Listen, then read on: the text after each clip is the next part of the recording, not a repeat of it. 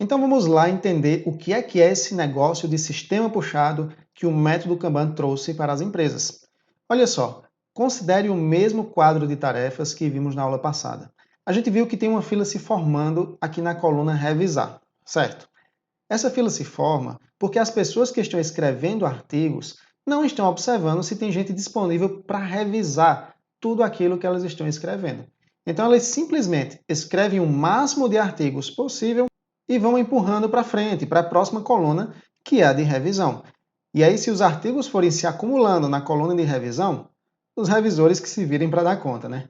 Essa estratégia de trabalhar não reflete um sistema puxado, mas sim justamente o contrário, que é um sistema empurrado.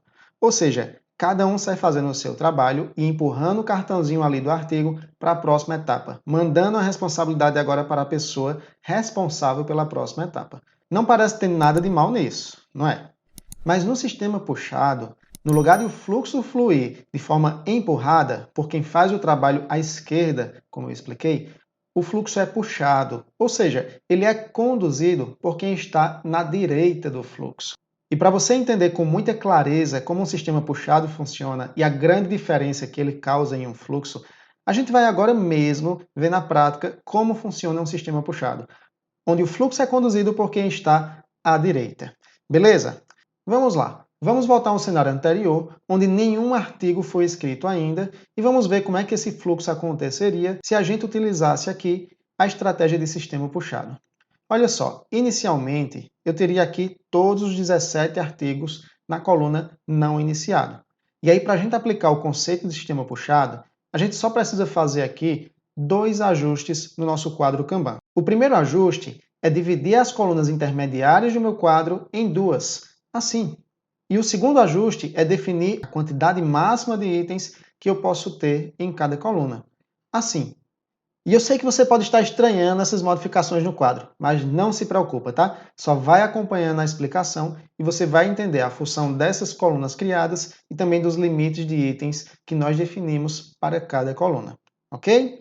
Então vamos lá. Vamos iniciar agora os trabalhos de produção dos artigos. E a regra base pelos responsáveis de cada uma das etapas desse fluxo é uma só: puxar um cartão que estiver pronto na coluna à esquerda.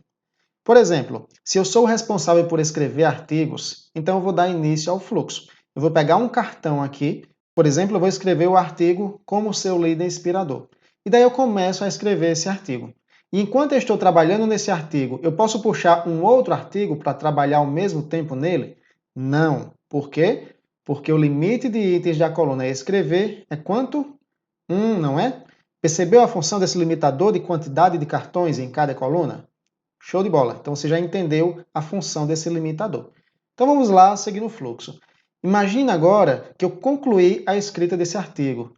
Então eu vou mover ele para a subcoluna pronto. E veja que ele ainda está na coluna escrever, mas agora ele saiu da subcoluna em andamento para a subcoluna pronto, porque eu concluí a escrita do artigo. Ok? Entendeu a diferença entre as duas subcolunas que eu coloquei? É só para a gente saber exatamente em que situação o artigo está. Ok. Agora a pessoa responsável por revisar artigos, ela percebe que tem um novo artigo que está pronto para revisão. Então o que é que ela faz? Puxa o cartão para a subcoluna em andamento e começa a fazer o seu trabalho, a sua revisão do artigo. Beleza até aí?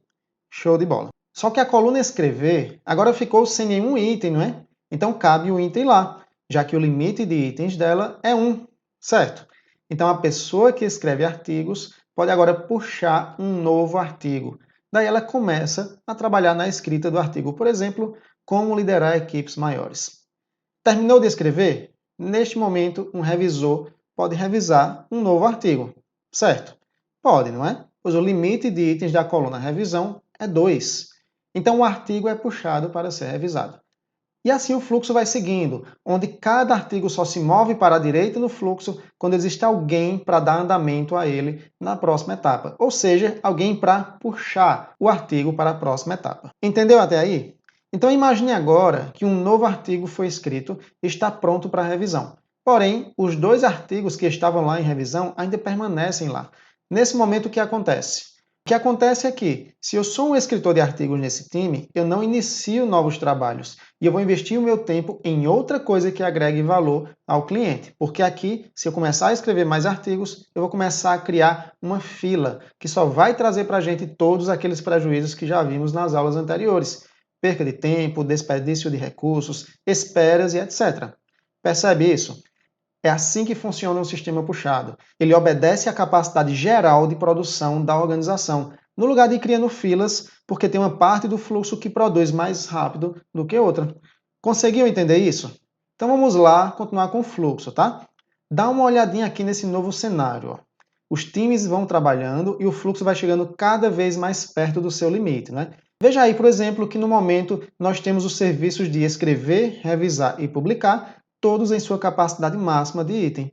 E aí note a grande mágica do método Kanban. A partir de agora, a cada novo item que for concluído, vai liberando uma vaga na coluna à esquerda para que um novo item possa ser iniciado. Então, o artigo 3 passos para vencer a timidez foi concluído? Show de bola! Agora eu posso puxar um artigo que está na coluna de revisão para ser publicado. Puxei um artigo na coluna de revisão? Um artigo que estava na coluna com a escrita concluída, agora pode ser revisado. E levando um novo artigo para revisão, agora outro artigo pode ser iniciado. Isso sim que é otimização de recursos, né? Agora, eu tenho certeza que ficou claro para você como a estratégia de sistema puxado é a chave para evitar filas, para proporcionar esse equilíbrio no uso dos recursos da empresa, para evitar desperdícios e trazer mais cadência e continuidade para os fluxos. Beleza? Deu para entender? Aí você diz: Ah, Gustavo, mas isso é tão fundamental assim nas empresas? Na próxima aula, eu vou compartilhar com você um pouco sobre onde e quando o Kanban é utilizado atualmente no mercado. Você vai se surpreender. Vamos lá?